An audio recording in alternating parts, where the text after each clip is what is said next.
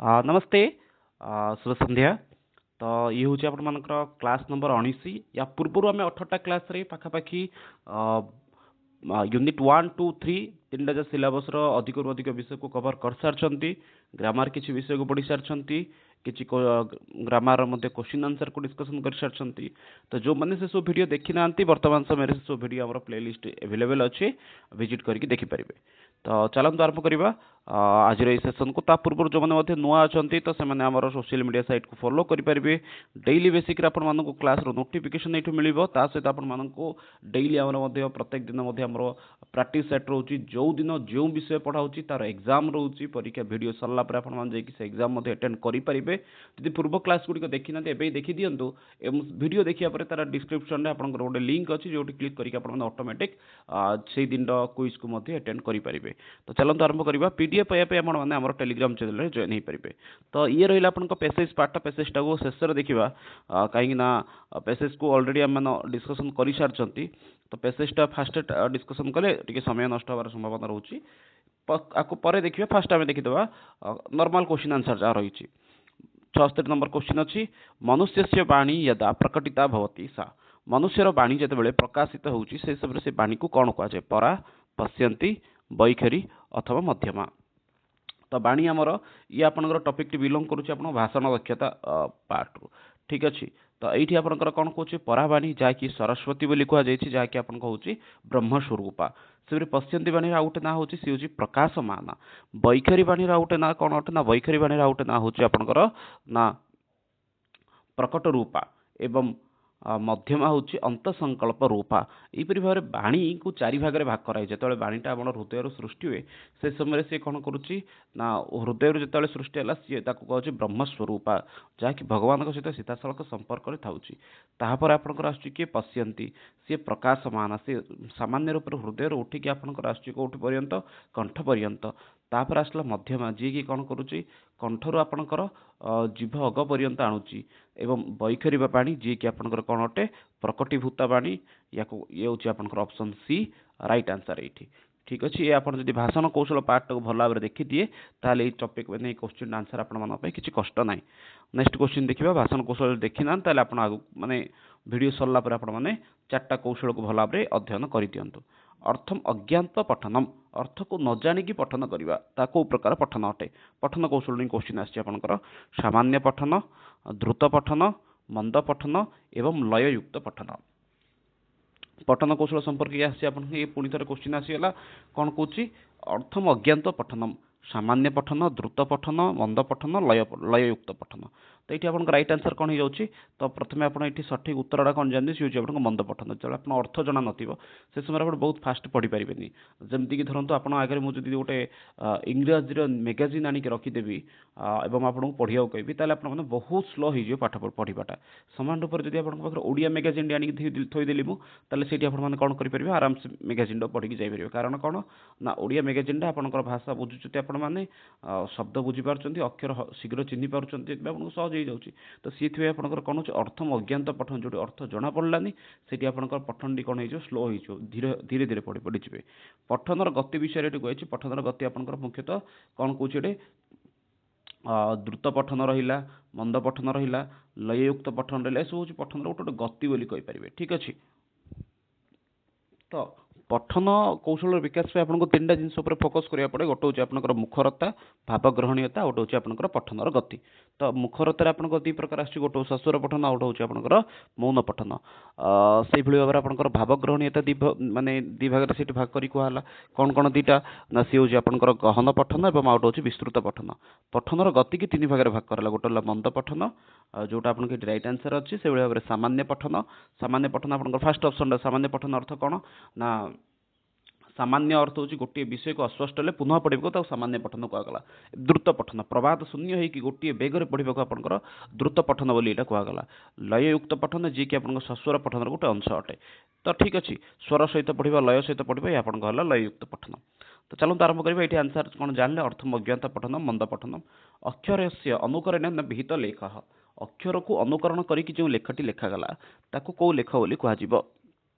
अनुलेख प्रतिलेख श्रुतलेख रचनालेख अक्षर को अनुकरण कर लिखा लेखन कौशल विकास लेखन कौशल विकास आपंकर कौन अच्छी ना चार्टा सोपान रही चार्टा भाग रही गोटे हूँ कौन कौन श्रुतलेख तापरे सॉरी अनुलेख प्रतिलेख श्रुतलेख रचनालेख एपरी भाव कौन कला चारि भाग भाग कराई तो चार्टा जरा इंग्रेजी टर्म मध्य जानी दिंतु अनुलेख अर्थ हूँ ट्रांसक्रिप्शन प्रतिलेख अर्थ हूँ पैराग्राफ राइटिंग श्रुतलेख अर्थ हूँ डिटेसन एवं रचनालेख अर्थ हूँ पैराग्राफ राइटिंग तो यहपरी भाव में आपंकर कौन कराई जे सॉरी चारि भाग एक्चुअली विभाजन करा जायछि सॉरी रचनालेख अर्थ हूँ कंपोजिशन तो चारि भाग भाग कराई अक्षर को अनुकरण करके लिखा कौ लेख कहगला सी हूँ आप अनुलेख प्रतिलेख अर्थ हूँ कौन गोटे विषय वस्तु रही गोटे पैराग्राफ रही देखि देखि लिखा प्रतिलेख बोली कहगला जोटा कि जमती लिखे सेमती उत्तरवा श्रुतलेख को शुणी शुणी लिखा निजर मनर भाव को प्रकाश करने प्रबंध मध्यम सी है आप रचनालेख यहपरी माने लेखन कौशल विकास में चार्टा पार्ट रही गोटे हूँ अनुलेख प्रतिलेख श्रुतलेख रचनालेख ठीक अच्छे तो नेक्स्ट देखा हाँ गोटे मिनट हाँ प्रबंध लेख क्रियते प्रबंध लेख आपंकर क्योंठी करा जाए प्रबंधटी आपंकर क्यों लेखन कौशल रे आपंकर प्रबंध लेखटी आपंकर रही संबंधित रही समान लेखन कौशल संपर्क क्वेश्चन आसी तो ये आप लेखन रचना लेखन विधिना श्रुतलेख शुणिकी लिखा जार इंग्रेजी टर्म हूँ डिटेसन जानी समस्ते अधिक चर्चा कर आवश्यक नहीं नेक्स्ट आपंकर अच्छी कौन प्रतिलेख प्रतिलेख आप कौन गोटे विषय को कौन करुँच सेमती लिखा सी है आप प्रतिलेख नेक्स्ट आसला आपंकर अनुलेख अनुलेख अर्थ हूँ जो आपने कौन कर कौन सी अक्षर को अनुकरण करके लिखा को आपन अनुलेख कहुए ये शिक्षक गोटे ब्लैक बोर्ड रे हो खातार गोटे शब्द बा गोटे अक्षर लिखुचन देखि देखि से भली लिखा को आपन अनुलेख बोली कहगला ठीक अच्छे रचनालेख हूँ निजर मनर भाव को प्रबंध आकार रे प्रकाश करवा बा कौन गोटे विषय वस्तु को प्रकाश करवा से आपंकर रचनालेख कराए आउ गोटे जिनस मन रखा दरकार गोटे विषय को बारंबार पढ़ा द्वारा थे लिखिदेवा द्वारा से विषयटी आपंकर चिरस्थायी रही है ये लेखन कौशल नितांत आवश्यक रही है तापरे गुरु आदौ नियम पूर्वकम पाठ ये आपंकर आसीगला कौन ना प्रत्यक्ष पद्धति पद्धति आड़े पलैला गुरु आदौ नियम पूर्वक पाठ गुरु टीचर फास्ट नियम सहित नियम अर्थ हूँ हर्ष दीर्घ प्लुत इत्यादि वर्णमान ध्यान देकी पढ़ा उच्चारणगत ध्यान दब तापरे विराम अर्धविराम पूर्ण विराम मध्य विश्राम नहीं पढ़ो ये हूँ नियम पठनर गोटे नियम रही है जमती सेमती पढ़देले हेनी देखिए आप भाषण शुणा समय तो प्रधानमंत्री को जो भाषण आसूँ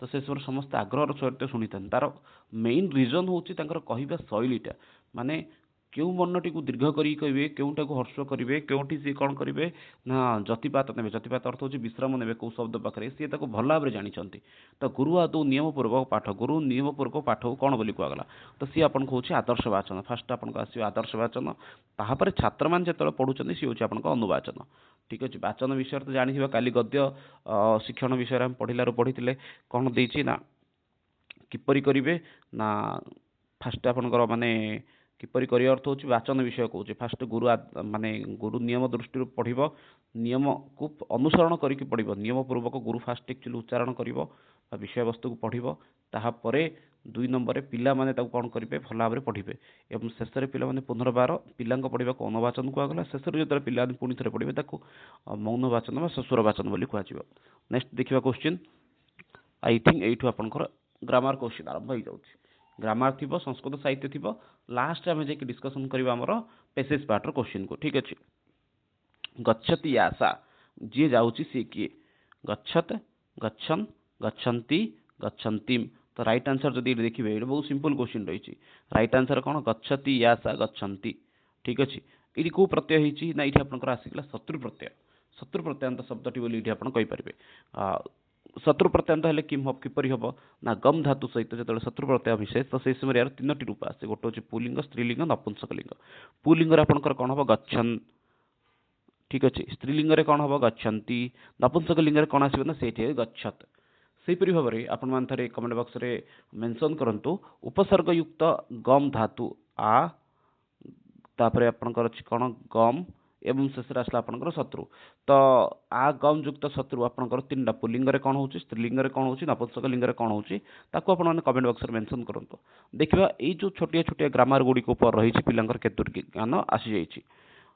उपधा उपधा शब्दटर अर्थ कौन?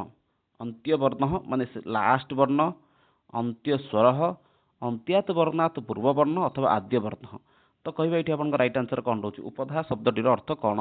अंत्य वर्ण अथवा अंत्य स्वर, अंत्यात वर्णात पूर्व वर्ण अथवा आद्य वर्ण। ये जो ये आसला आपण मानकर कौन ना पारिभाषिक शब्दावली।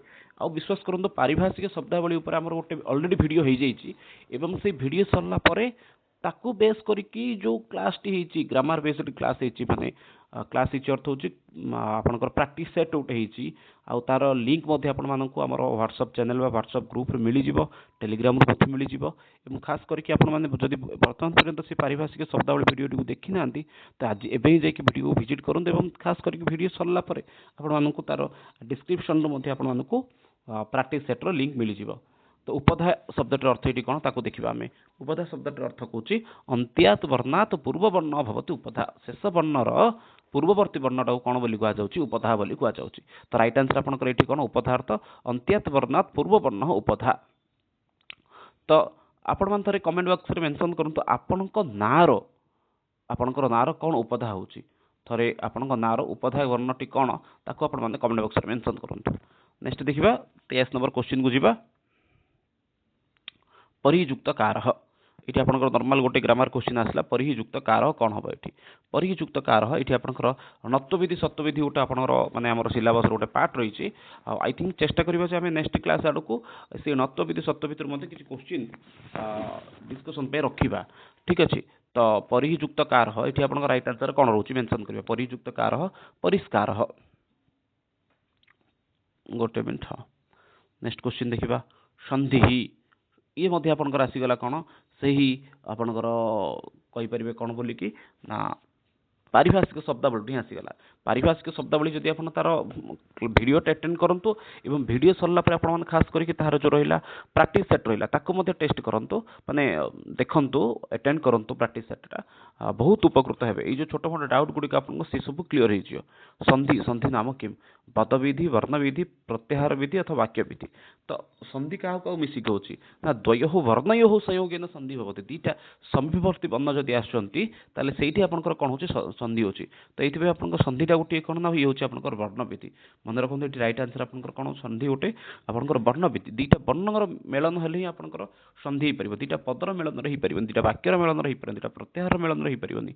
जदि मेलन का को दि जनकर होची ताले सी होची आपनकर किए ना सी होची दीटा वर्णंकर। यथा विद्या युक्त आलय। विद्यालय अच्छी आ वर्णटी, आलय अच्छी आ वर्णटी। ए दिले मिसिक आपनकर कोन होची विद्यालय शब्दटर उत्पत्ति होची। ये आउथरे पुणी थरे आपन आसी गला कोन नि आसला आपनकर नत्वविधि संपर्क प्रश्न। ठीक अछि। मृगयुक्त इन कोन एठी होची ना मृगयुक्त इन आपनकर एठी गला मृगेण। ये गोटे सूत्र एक्चुअली रही। सूत्रटा हूँ अट कुपाहम। तो यही सूत्र अनुसार आपनकर कौन होची सूत्र आड़े बेसी जीवानी आमे। तो मृगयुक्त इन मृगेण एपरी भाव में आपनकर रूपटी सिद्ध होची। तो किछि एबा परे आपण मानकर अछि ये तो आपनकर व्याकरण बेस्ड क्वेश्चन हे हला। एठु आपण मानकर आसीगला कोन 26 नंबर आथरे आपण मानकर संस्कृत साहित्य लिटरेचर संपर्क किछि क्वेश्चन रही। कंटिन्यू हमर चलिबो प्रत्येकटी कविंकर लेखकंकर विषय वस्तु मध्ये आसीबो सेति पई किछि संदेह नाही। तो आपनकर फास्ट कौन देछि उरुभंगम। उरुभंगम रचितम। उरुभंग नाटकटी को आपनकर किए रचना करिछि? तो ये आपनकर कालिदास, भवभूति, भास, बाणभट्ट। बहुत सिंपल क्वेश्चन अच्छी। तो राइट आंसर आपनकर होछि एटे 13टा होछि भासंकर नाटक। आ से 13टा भितर गोटे नाटक होछि जा ना होछि उरुभंग। उरुभंग अर्थ होछि जंग को भांगिछि। किए भांगिछि ना भीम भांगिचंती दुर्योधनर। तो से विषय को नेकी नाटक रही उरुभंगम बोलिकी। तो बाकी जो रहिला आपण मानकर कोन कवि माने रहिले ना गुडी मेंशन होती से विषय टिके अल्प बहुत देखिता। जपरी कालिदास कालिदासंकर आपनकर कोन अछि 7टी नाटक अछि। से भितर आपनकर दुईटा कोन रोजे फास्ट महाकाव्य आसीगला। से दुईटा होछि आपनकर कुमार संभव को रघुवंश। 3टा नाटक आसीगला। गोटे आपनकर विक्रम उर्वशी, मालविका, अग्निमित्र एवं आपनकर अभिज्ञान शाकुंतलम। से पर दुईटा आपनकर खंडकाव्य आसीगला। गोटे होछि रघुवंश, गोटे होछि सॉरी गोटे होछि मेघदूत, गोटे होछि आपनकर ऋतु संहार। रघुवंश तो आपनकर महाकाव्य अटे। सेपरि ये तो होगा कालिदासंकर 7टा कृति विषय। नेक्स्ट आसला आपनकर किए ना सी होची सॉरी भवभूति। भवभूतिंकर 3टा अछि, गोटे होची आपनकर मालती माधव, आ गोटे होची महावीर चरितम, आ गोटे होची उत्तर रामचरितम। जदि महावीर चरितम को आपण कहबे पार्ट 1 ताले उत्तर रामचरितम होची आपनकर पार्ट 2। तो एई भली तांकर कोन अछि भवभूतिंकर अछि 3टा प्रसिद्ध नाटक अछि। आ भवभूति प्रसिद्ध अछंती केवल करुण रस ପାଇଁ। करुण रस एक रस यह करुण रस उत्तर रामचरितम रे प्रसंग आसी अछि। भाषांकर तो आम चर्चा कले 13टा नाटक अछि। बाण भट्टंकर कृति विषय देखिता, बाण भट्टंकर मध्य यद्यपि प्रसिद्ध कृति तांकर रही कादंबरी, आ गोटे कृति होची आख्यायिका बोली कहि परिबा जहा होची आपनकर हर्षचरितम। सेपरि आपण मुक्तक काव्यर मध्य तांकर कृति रही जहा कि होची आपनकर चंडी शतकम। एपरि भाबरे कोन रही ना बाण भट्टंकर मध्य 3टी प्रसिद्ध कृति रही। ठीक अच्छे, एमानकर समय समय गुड़िक मन रखी दिंतु, जपरिक भवभूतिंकर समय नहीं आप क्वेश्चन आसता हो तो 6ठ अथवा 7म शताब्दी बोली कहुए, भाषांकर 1म शताब्दी, कालिदासंकर 2य शताब्दी। एपरी समस्त टाइम पीरियड को मन रखु, परीक्षा बेले बेले आप टाइम पीरियड मत पचार दूसरी। नेक्स्ट देखा अस्थिपदेन आरब्धम काव्यम। अस्थिपदरे आरंभ होता काव्यटी कौन? ऋतुसंहार, रघुवंश, नैषधीय चरित, कुमार संभव। अस्ति कश्चिद वाक् विशेष यही शब्द 3टा को लेकिन कालिदास कौन करथिले आपनकर ना महाकाव्य रचना करी आरंभ कर देथिले। तो ये क्वेश्चन को देके आपनकर कौन होइछि ना अस्थिपदेन आरब्धम काव्यम। अस्थिपद को लेके आरंभ होइथिबा काव्यटी कौन? तो सी होछि आपनकर कौन? कुमार संभव। अस्ति उत्तरास्यम दिशि देवतात्मा नाम हिमालय, एटा हूँ तार बोधे मंगलाचरण कुमार संभव। रघुवंशर कौन अच्छी अस्ति कश्चित वाग्विशेष आसला, कश्चित पदरे आपंकर मेघदूत, कश्चित कांत विरह गुरुणा स्वाधिकारात् प्रमत्तः। रघुवंशर आपंकर कौन आसी पदटी ना वागार्थो ये जो श्लोकटे थिला सेटा आपंकर रघुवंशर आसी मंगलाचरण बोली कहि परिबे। ठीक अछि, सब जरा मंगलाचरण जे चर्चा कले एक्चुअली बहुत लंबा वीडियो होइछिबो। ठीक अछि, पे आगु देखिबा नेक्स्ट क्वेश्चन को जिबा।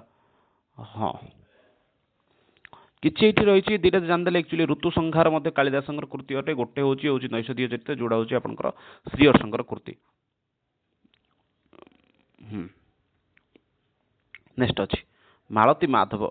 मालती माधव गोटे कार कृति अटे, सॉरी मालती माधव गोटे कृति नुहे, मालती माधव गोटे कौन एक्चुअली नाटक अथवा आपनकर भाण भाष हो जाइए। एक्चुअली ये आपनकर कौन हम एक्चुअली भाण हवा कथा। ठीक अच्छे, भाण अथवा आपनकर व्यायोग अथवा प्रकरण, ती हूँ आपनकर राइट आंसर होची प्रकरण। मालती माधव गोटे कौन आपनकर प्रकरण। किए रचनाकार यार रचनाकार होचनी भवभूति। भवभूतिंकर 3टा कृति, गोटे होची मालती माधव, महावीर चरित, उत्तर रामचरित। महावीर चरित उत्तर रामचरित 2टा रूपक एक्चुअली किंबा नाटक कहि परिबे। तो ये रहिला आपनकर हाँ बेले बेले पचारे आपनकर तृतीय अंकटीर ना कौन। ठीक अच्छे, उत्तर रामचरितम प्रसिद्ध अंक कौटा, जपरिक आपंकर होगा स्वप्नवास बदतम आपंकर 5म अंक है स्वप्नांक, से उत्तर रामचरितम छाया अंक हूँ तृतीय अंक, जहाँकि बहुत इंपोर्टेंट अटे। प्रथम अंक उठी प्रथम अंक नाम चित्र दर्शनम, द्वितीय अंक नाम पंचवटी प्रवेश, से तृतीय अंक नाम छाया अंक। ये भाव में आपंकर ना गुड़िक अंकर टी मन रखा दरकार। आसवा भिडियो आसो इन फ्यूचर। दंडी श्लोकटा प्रसिद्ध श्लोकटा रही बारंबार मुझे कही श्लोकटा दंडींगर कौन प्रसिद्ध अटे। तो कौन कौची एठी उपमा कालिदासस्य भारवे अर्थ गौरवम दंडीन पदला आलित्य माघे सन्ति त्रय गुणा। तो ये उपमा अलंकार प्रयोग करथिले किए ना सी होचंती कालिदास। उपमा कालिदासस्य भारवे अर्थ गौरवम, भारवी अर्थ गौरव भारवी प्रसिद्ध थिले। ठीक अच्छे, तापरे श्लेषमय प्रबंध अथवा पदलालित्यम, पदलालित्यम दंडीन पदलालित्यम। दंडींकर जो रही कौन रही अवंती सुंदरी कथा हो कि आपंकर कौन रोचे दश कुमार चरितम हो, ये कौन थी पदलालित्य रही से भाव में अर्थ गौरव भारवींकर किरतार्जुन्यर अर्थर महत्व थिला। तो कालिदासंकर रचना कौन थी तुलनात्मक अधिक थिला, उपमा अलंकार बहुत प्रयोग करते से नारीर आखि को माछर आखि सहित तुलना करुले सी माघे सन्ति त्रय गुणा। शिशुपाल बद्धकार सॉरी शिशुपाल बद्ध नामक महाकाव्यर रचनाकार माघंकर कौन थिला पाखरे यही 3टा जहाँ गुण थिला, उपमा अलंकार थिला, अर्थ अर्था गौरवर ध्यान देइछन्ति एवं पदलालित्य विषय में ध्यान देइछन्ति। एथिपई तांका पाखरे 3टा जहाँ गुण थिला, माघे सन्ति त्रयो गुण, माघंक पाखरे 3टा जहाँ गुण अछि। ठीक अछि, तो नेक्स्ट देखिबा କାଦମ୍ବରୀ କାଦମ୍ବରୀ ଗୋଟେ ଆକ୍ଚୁଆଲି କ'ଣ?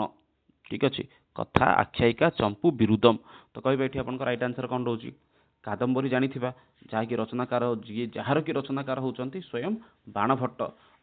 ବାଣଭଟ୍ଟ କାଦମ୍ବରୀ ସିନା ଲେଖା ଆରମ୍ଭ କରିଦେଲେ କିନ୍ତୁ ସାରି ପାରିଲେନି, ତାଙ୍କ ପୁଅ ପୁଲିନ ଭଟ୍ଟ ଆକ୍ଚୁଆଲି ତାକୁ ସାରିଥିଲା। ଠିକ୍ ଅଛି, ତ ରାଇଟ୍ ଆନ୍ସର ଏଇଠି ଆପଣଙ୍କର କ'ଣ? ବାଣଭଟ୍ଟ ଗୋଟେ ସରି କାଦମ୍ବରୀ ଗୋଟେ କ'ଣ? କାଦମ୍ବରୀ ଅର୍ଥ ହେଉଛି କଥା। ଆଉ କାଦମ୍ବରୀ ଶବ୍ଦଟିର ଅର୍ଥ କ'ଣ କହୁଛି ନା ମଦିରା ବୋଲି କହିପାରିବା। ଠିକ୍ ଅଛି, ଆଉ ଯିବା ଅଧିକ ଆଉ ୟା ବିଷୟରେ ଆଉ ଅଧିକ ଚର୍ଚ୍ଚା କରିବାନି। ନେକ୍ସଟ ଦେଖିବା, ଗୋଟେ ମିନିଟ୍। ହଁ, କଦାଚିତ ଆପଣଙ୍କ ପ୍ରଶ୍ନ ଏହା ମଧ୍ୟ ଥାଏ ଯେ ଆପଣଙ୍କର ବାଣଭଟ୍ଟଙ୍କ ଦ୍ୱାରା ରଚିତ ଆଖ୍ୟାୟିକା କ'ଣ? ତ ଆଖ୍ୟାୟିକା ଆପଣଙ୍କର କ'ଣ ଅର୍ଥ ହେଉଛି? ହର୍ଷଚରିତ। ବାଣଭଟ୍ଟଙ୍କର ତିନିଟା କୃତି ରହିଛି, ଗୋଟେ ହେଉଛି କାଦମ୍ବରୀ, ହର୍ଷଚରିତମ୍ ଏବଂ ତା ସହିତ ଆପଣଙ୍କ ଆସିଲା ଚଣ୍ଡୀଶତକମ୍। ଚଣ୍ଡୀଶତକମ୍ ହେଉଛି ଗୋଟିଏ ମୁକ୍ତକ କାବ୍ୟ, ଆଖ୍ୟାୟିକା ହେଉଛି ଆପଣଙ୍କର ହର୍ଷଚରିତମ୍ ଏବଂ କଥା ହେଉଛି ଆପଣଙ୍କର କାଦମ୍ବରୀ। ନେକ୍ସଟ ଦେଖିବା 91 ନମ୍ବର କ୍ୱେଶ୍ଚିନ୍ ଯିବା। ଶୃଙ୍ଗାର ଶତକस्य ପ୍ରଣେତା, ଶୃଙ୍ଗାର ଶତକର ପ୍ରଣେତା କିଏ? ଶ୍ରୀହର୍ଷ, ଜୟଦେବ, ଭର୍ତ୍ତୃହରି ଅଥବା ତ୍ରିବିକ୍ରମ ଭଟ୍ଟ। ତ୍ରିବିକ୍ରମ ଭଟ୍ଟ ହେଉଛନ୍ତି ଚମ୍ପୁ କାବ୍ୟ ପାଇଁ ପ୍ରସିଦ୍ଧ, ଏଥି ସନ୍ଦେହ ନାହିଁ। ତ ରାଇଟ୍ ଆନ୍ସର ଏଠି ଆପଣ କହୁଛି ଭର୍ତ୍ତୃହରି। ଭର୍ତ୍ତୃହରିଙ୍କର କେବଳ ଶତକ ତ୍ରୟ ଅଛି ତାହା ନୁହେଁ, ତାଙ୍କର ବ୍ୟାକରଣ କ୍ଷେତ୍ରରେ ମଧ୍ୟ ପ୍ରବଳ ଯୋଗଦାନ ରହିଛି। ବ୍ୟାକରଣ କ୍ଷେତ୍ରରେ ବାକ୍ୟ ପଦ୍ୟମ ଯେଉଁ ରହିଲା, ସେ ବାକ୍ୟ ପଦ୍ୟକାର ମଧ୍ୟ କିଏ ଅଟନ୍ତି? ଭର୍ତ୍ତୃହରି ଅଟନ୍ତି। ତା ସହିତ ସେ କ'ଣ କ'ଣ କରିଛନ୍ତି? ଶୃଙ୍ଗାର ଶତକ, ଆପଣଙ୍କର ନୀତି ଶତକ, ଶୃଙ୍ଗାର ଶତକ, ନୀତି ଶତକ, ସେଭଳି ଭାବରେ ଆପଣଙ୍କର ବୈରାଗ୍ୟ ଶତକ, ଏସବୁ ଶତକ ଗୁଡ଼ିକର ମଧ୍ୟ ସେ ରଚନାକାର ଅଟନ୍ତି। ଠିକ୍ ଅଛି, ତ ମୁକ୍ତକ କାବ୍ୟକୁ ନିଜର ମନର ଭାବକୁ ଯିଏ ପ୍ରକାଶ କରିକି ଲେଖେ ତାକୁ ମୁକ୍ତକ କବି ବୋଲି କୁହାଯାଏ।